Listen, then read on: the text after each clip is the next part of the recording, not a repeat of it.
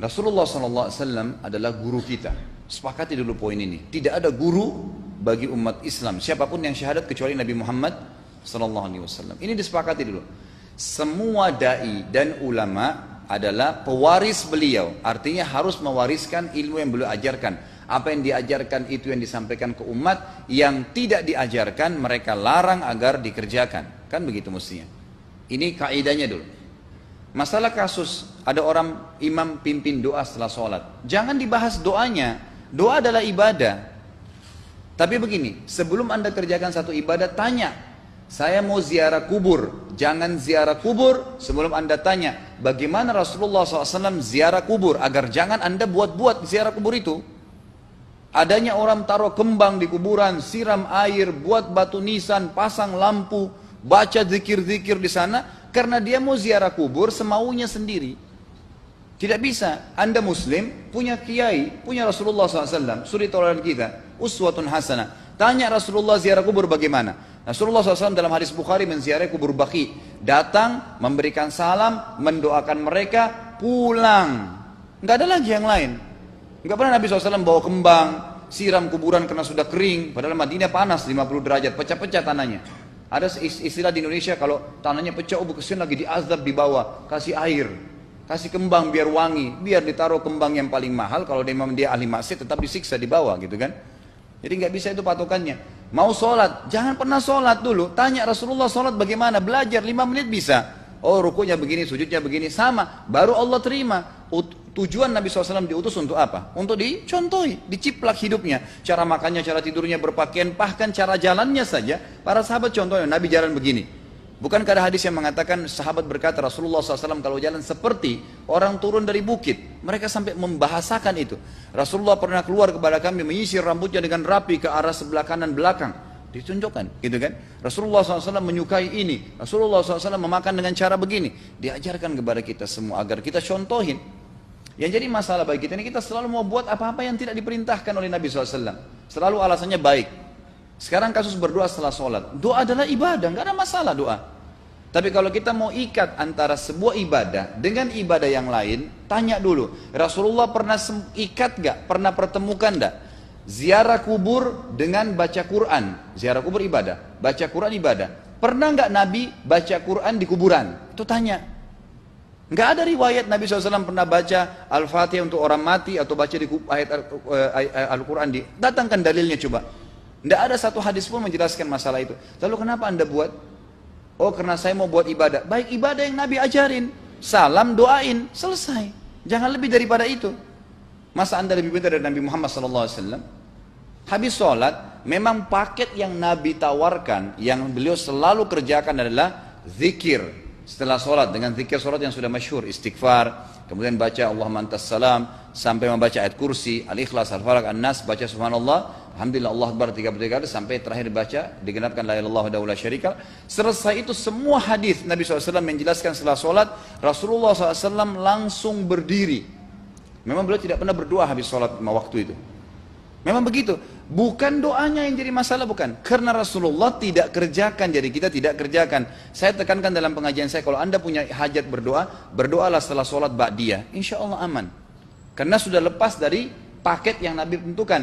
Selama Rasulullah SAW sudah mencontohkan dan memerintahkan sebuah perbuatan, ditentukan tempatnya, jumlahnya, waktunya, jangan pernah dilanggar. Habis sholat bacalah subhanallah 33, alhamdulillah 33, Allah akbar 33. Jangan anda bilang saya bisa baca 100. Loh Rasulullah suruh 33 kok. Ditentukan, jangan lebih pintar. Nanti setelah sholat, jangan ikutkan dengan paket rangkaian sholat ini. Di luar waktu sholat anda membaca 100 silahkan. Karena nggak ada penekanan di situ. Kalau ada penekanan waktu, tempat, dan jumlah, jangan dibantah. Anda pengikut Rasulullah atau bukan gitu kan? Harus jadi jelas. Yang membuat umat ini di Indonesia juga jadi masalah sekarang, karena mau buat sendiri. Semaunya sendiri. Kenapa akhi, kenapa Pak Kiai, kenapa Habib, kenapa Ustadz, kenapa buat ini? Bukankah Rasulullah tidak mencontohkan? Oh nggak apa-apa, ini kan baik. Loh, kalau semua orang berkata seperti anda, apa yang tertinggal dari agama kita? Kira-kira apa lagi yang tertinggal? Nggak ada kemurnian agama, karena semua orang mau buat semaunya. Gitu kan? Semaunya sendiri.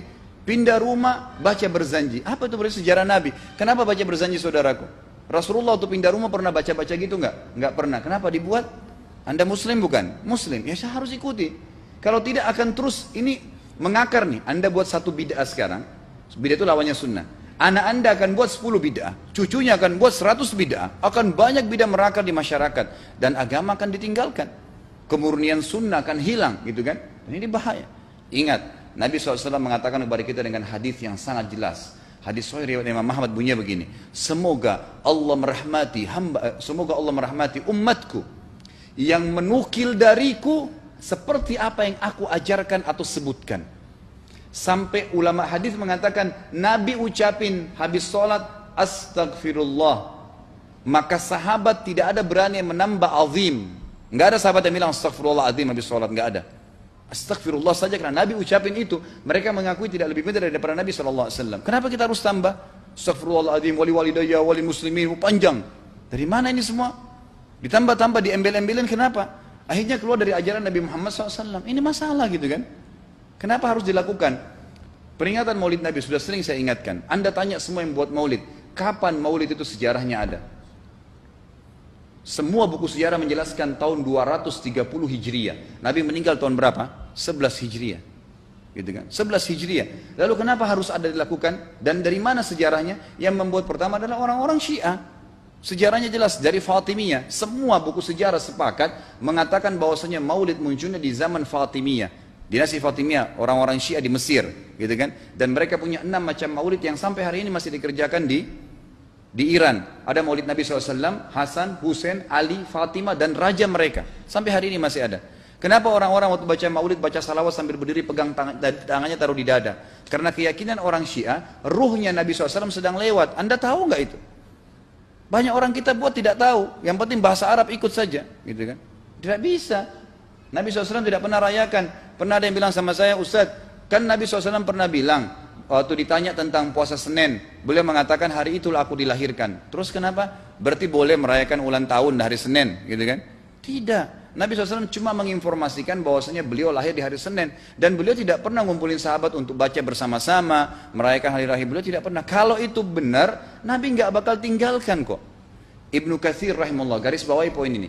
Ibnu Katsir rahimahullah dalam tafsir beliau, tafsir Quran Azim, dan subhanallah Ibnu Katsir ini kata ulama hampir semua kalangan golongan itu banyak memakai banyak memakai buku beliau, walaupun berbeda dari sisi pemahaman yang lain, tapi tafsirnya kebanyakan kembali ke tafsir beliau.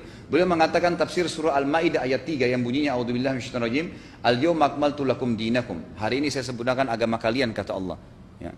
Wa atmamtu alaikum nikmati, saya sempurnakan nikmatku pada kalian, artinya tidak butuh yang lain. Wa raditu lakumul islam madina, saya ridho Islam sebagai agama kalian. Kata beliau, ayat ini turun menandakan dan memastikan bahwasanya Nabi Muhammad SAW tidak meninggal dunia kecuali sudah mengajarkan semuanya, yang hitam, yang putih, yang gelap, yang terang, yang susah, yang muda, ya, semua dijelaskan. Siapa, kata beliau, yang menganggap masih ada sesuatu yang harus ditambahkan setelah Nabi SAW meninggal dan turun ayat ini, maka dia adalah ahli bid'ah. Dia orang yang membuat-buat agama.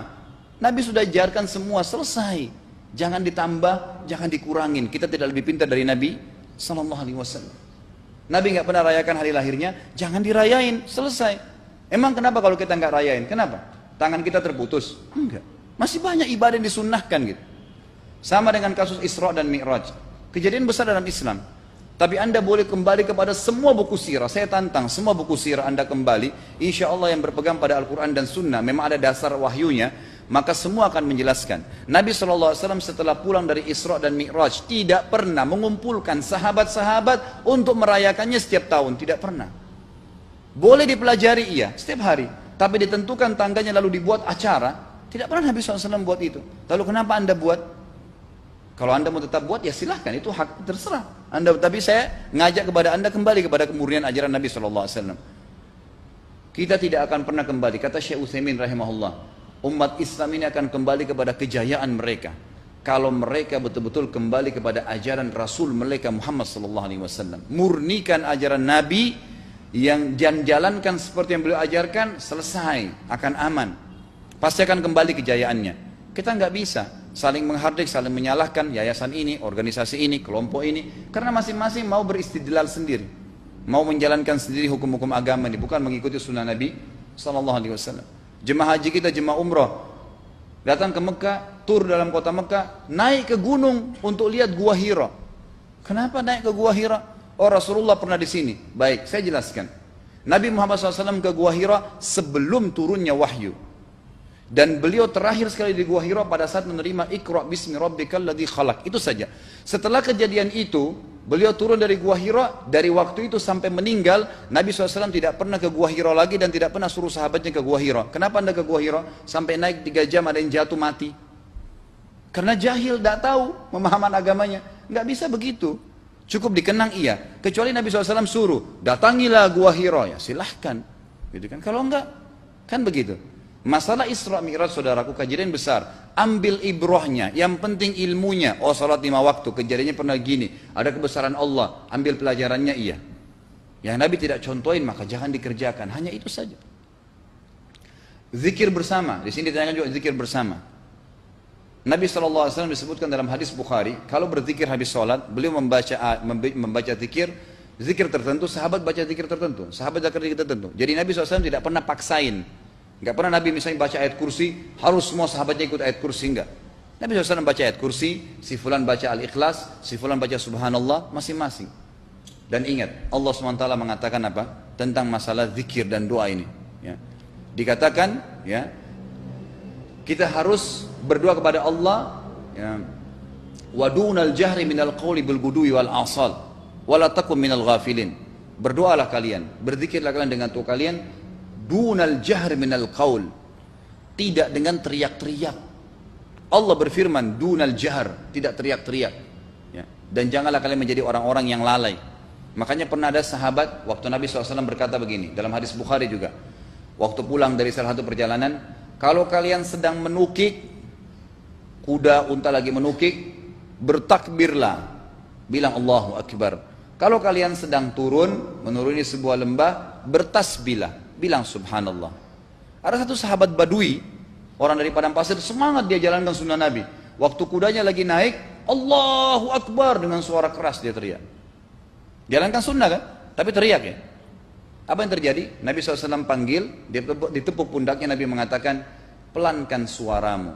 Zat yang sedang kau panggil tidak tuli. Allahu Akbar. Cukup. Ada apa? Kecuali di medan perang lain nakutin musuh, gitu kan? Untuk apa takutin kuda sendiri? Nggak perlu, gitu kan? Jadi mengikuti sunnah Nabi dengan ilmu yang benar itu akan membawakan ketenangan hidup. Yang buat kacau kita ini jadi kacau karena mau membumbu-bumbui macam-macam ditambah-tambah.